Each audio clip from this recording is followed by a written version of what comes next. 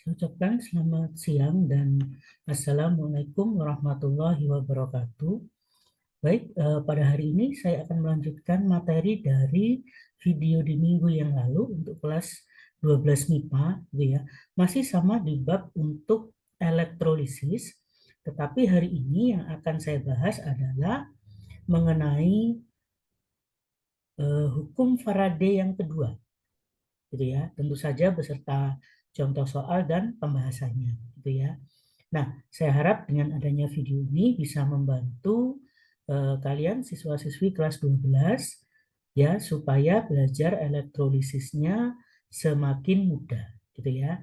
Baik, silakan disimak materi sekaligus contoh soal dan pembahasan pada video hari ini. Oke, baik untuk hukum Faraday yang kedua, lanjutan daripada video di minggu yang lalu, ya. Kalau di minggu yang lalu saya sudah membahas tentang hukum Faraday yang pertama, gitu ya, dengan beberapa contoh soalnya tentu. Ya, nah hari ini kita akan membahas mengenai hukum Faraday yang kedua, gitu ya. Nah, hukum Faraday yang kedua, oke, teorinya seperti ini. Jadi bunyi hukum Faraday yang kedua adalah massa suatu zat, gitu ya, yang dihasilkan dalam suatu elektroda yang muncul setelah elektrolisis, gitu ya. Ingat, massa suatu zat ya itu akan muncul setelah adanya elektrolisis, gitu ya. Ingat dilambangkannya dengan huruf W, ya. Tetapi kalau ada di sekolah kalian, mungkin Bapak Ibu gurunya menggunakan huruf M tidak apa-apa, gitu ya. Oke, jadi massa dari elektrolisis gitu ya, atau disebutnya tadi adalah massa endapan, ya dilambangkan dengan huruf W, berbanding lurus dengan massa ekuivalen, gitu ya, E-nya. Oke, nah jadi dia berbanding lurus dengan massa ekuivalen dari zat tersebut, gitu ya. Nah, dengan syarat sel elektrolisisnya disusun seri, gitu ya, atau ada arus listrik dalam jumlah yang sama, termasuk juga muatan listrik dalam jumlah yang sama. Berarti nanti ya, ketika kalian mengerjakan soal ya yang berhubungan dengan hukum Faraday yang kedua, maka perhatikan nanti pasti ada kata-kata ya atau ada kalimat seperti ini, sel elektrolisis disusun seri, gitu ya, atau dia bilang jumlah arus listrik yang sama atau jumlah muatan listrik yang sama. Nah, kalau ada kalimat seperti itu, ya sudah dipastikan bahwa dia menggunakan hukum Faraday yang kedua. Oke. Nah, baik untuk rumusnya. Nah, menggunakan yang seperti ini, W1 dibagi W2 sama dengan E1 dibagi E2. Itu ya. Ini adalah rumus umumnya. Jadi perhatikan, kalau ini satu, yang ini juga satu, gitu ya. Jadi dia posisinya setara, gitu ya, sejajar.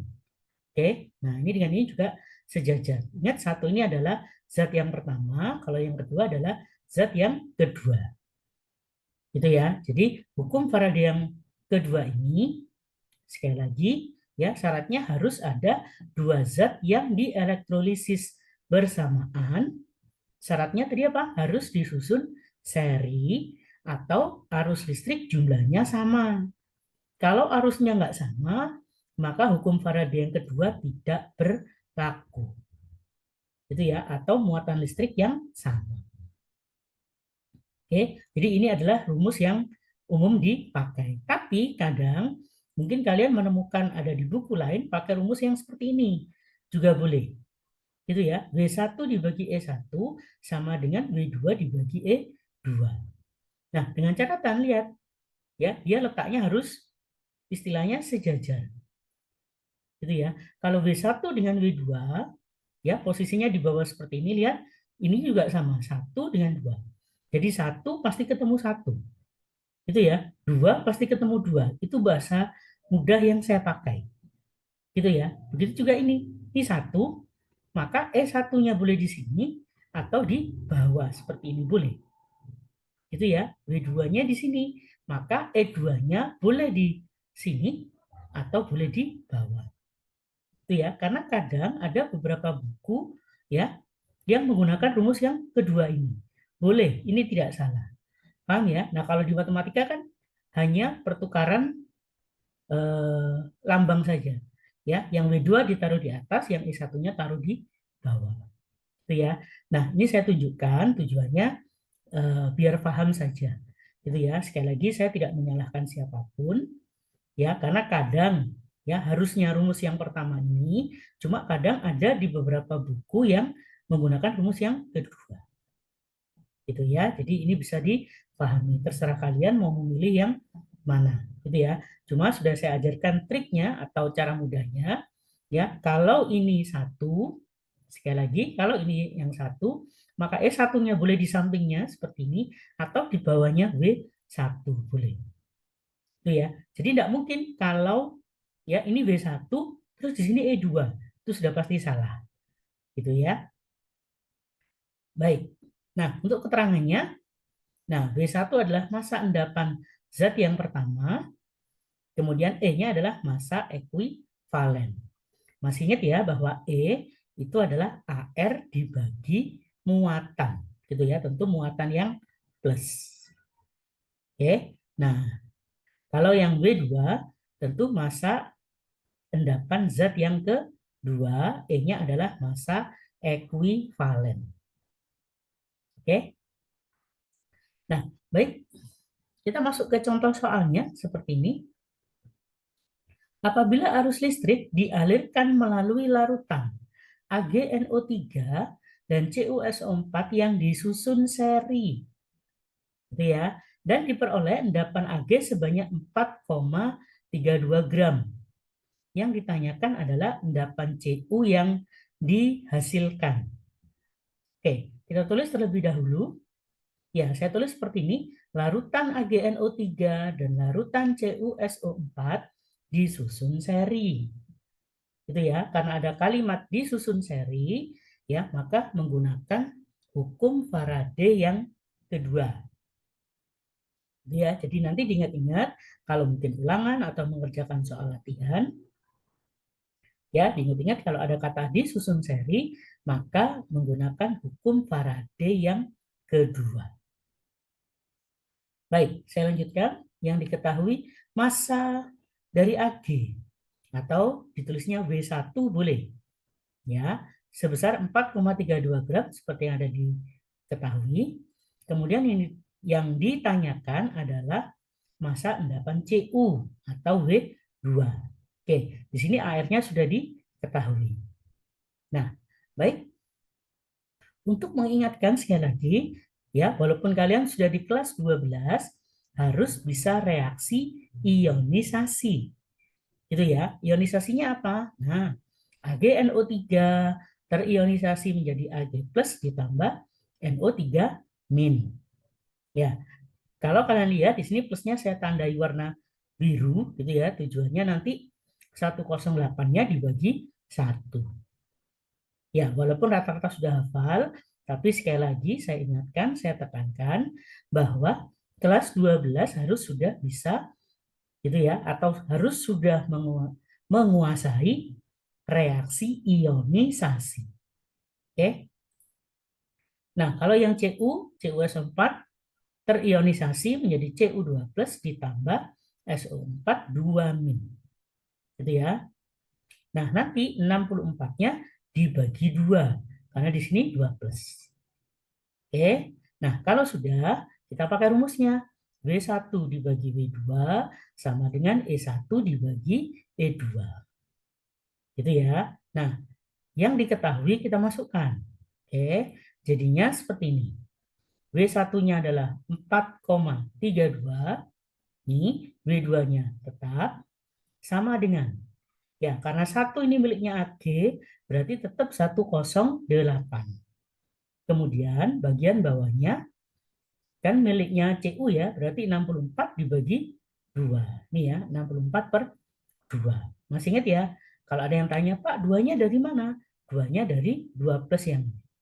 Kalau ini 3 plus ya berarti dibagi 3. Gitu ya, dan seterusnya. Oke? Nah, sehingga W2 sama dengan ya 4,32 kali 32. Kan ini hasilnya 32 ya. Saya langsung kalikan seperti ini baru dibagi 108. Ya. Nah, karena ini hanya berupa latihan ya, kalian bisa menggunakan alat hitung kalkulator gitu ya. Sehingga nah, ketemunya adalah 1,28 gram Cu. Oke. Nah, bisa difahami ya dari contoh yang pertama. Baik. Nah, contoh yang kedua, arus listrik dengan jumlah sama. Nah, perhatikan kalimatnya ya, dengan jumlah sama. Dialirkan pada dua buah sel elektrolisis yang dihubungkan seri. Sel elektrolisis pertama berisi larutan AgNO3 dan sel elektrolisis yang kedua berisi larutan CrCl3. Gitu ya. Nah, setelah reaksi berlangsung 2 jam, diperoleh 2 gram perak dari sel elektrolisis yang pertama. Yang ditanyakan adalah massa krom, ya, krom itu Cr, ya, yang dihasilkan dari elektrolisis yang keduanya, itu ya. Nah, itu masanya berapa? Nah, di sini airnya sudah ada, ya, Ag dan Cr. Oke. Nah, untuk larutan yang sering keluar biasanya memang AgNO3 itu sering banget keluar gitu ya, karena dalam prakteknya AgNO3 itu memang paling mudah di elektrolisis gitu ya. Oke, saya tulis terlebih dahulu larutannya AgNO3 dan larutan CrCl3. Oke, kemudian massa Ag ya, atau nanti ada yang menulis WAG, maksudnya W itu massa miliknya Ag. Itu ya, mau jadi menulisnya W miliknya Ag. Yaitu sebanyak 2 gram. Yang ditanyakan massa endapan Cr. Berarti W miliknya Cr. Itu ya. Oke. Nah, elektrolisisnya saya hanya pakai Cr saja. Gitu ya. Karena tadi di slide sebelumnya, masih ingat ya, Ag sudah saya tunjukkan. Gitu ya. Sekali lagi, ini hanya untuk mengingatkan saja. Ya, CrCl3 terionisasinya menjadi Cr3 positif ditambah 3Cl negatif 1. Berarti nanti dia dibagi 3. Itu ya, jadi 52-nya nanti dibagi 3. Sementara yang K108, AR-nya Ag ternyata tetap. Itu ya, karena Ag yang di sini itu plus 1. Oke. Nah, kalau sudah, baru masuk ke rumusnya yang tadi. Nah, saya pakai yang seperti ini. Ini boleh. Ya, jadi mungkin kalian kalau bingung 1 dan 2-nya, boleh pakai seperti ini. W miliknya CR dibagi W miliknya Ag sama dengan E miliknya CR. Masih ingat ya, kalau W dengan E itu harus sama. Kalau W-nya CR, E di samping miliknya CR. Kalau mau diletakkan di bawah juga boleh. Gitu ya. Kemudian W miliknya Ag, ini lihat dia letak sampingnya juga sama, E miliknya Ag. Bisa difahami ya ini ya. Nah, ini hanya tergantung masing-masing saja. Gitu ya. Kalau mau pakai yang seperti tadi, pakai angka 1 dan 2 boleh. Gitu ya. Nah, baik, kalau sudah angka yang diketahui kita masukkan. Oke, jadinya seperti ini. W miliknya CR tetap ya. Kemudian W miliknya Ag 2 gram. Maka per 2 sama dengan E miliknya CR. Ya, CR kan 52 per 3. Itu ya, gara-gara nah 3 yang warna biru ini. Oke, baru per 108.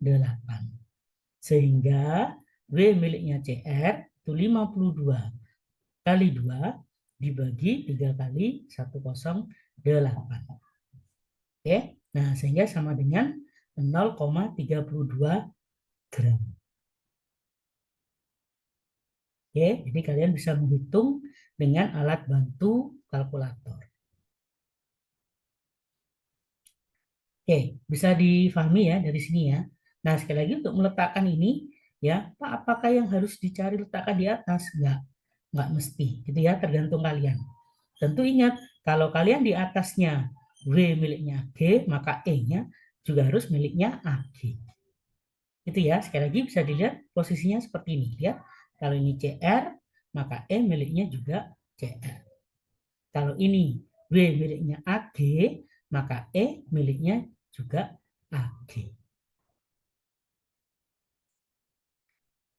Oke? Nah, baik, contoh yang ketiga. Dua buah sel elektrolisis. Oke. Dua buah sel, tulis gini saja sudah tahu maksudnya ya. Berarti yang dihubungkan adalah sel elektrolisis. Masing-masing berisi larutan NiCl2 dan CuSO4 dihubungkan secara seri. Jika selama elektrolisis sel kedua terbentuk 0,64 gram tembaga dengan AR-nya Cu64, maka massa nikel atau Ni ya dengan AR 59 yang terbentuk ada berapa gram? Oke, kita tulis terlebih dahulu larutannya NiCl2 dan larutan CuSO4. Kemudian masanya Cu atau W dari Cu adalah 0,64 gram. Yang ditanya adalah massa endapan Ni. Gitu ya, atau W miliknya Ni. Oke. Nah, ini saya ingatkan kembali. Nah, ini NiCl2 berarti ionisasinya menjadi Ni2+ ditambah 2 Cl-. Yang CuSO4, Cu2+ ditambah SO4 2-. Oke, jadi ini harus ingat ya, sekali lagi, gunanya apa? Kita cuma butuh yang positifnya saja. Gitu ya. Kalau sudah, kita masuk ke rumusnya. W miliknya Cu dibagi W miliknya Ni sama dengan E miliknya Cu dibagi E miliknya Ni. Oke, kalau sudah, angkanya kita masukkan. Sehingga seperti ini. Ya, W miliknya Cu adalah 0,64 per W miliknya Ni sama dengan E miliknya Cu. Ya, ingat Cu-nya dibagi 2.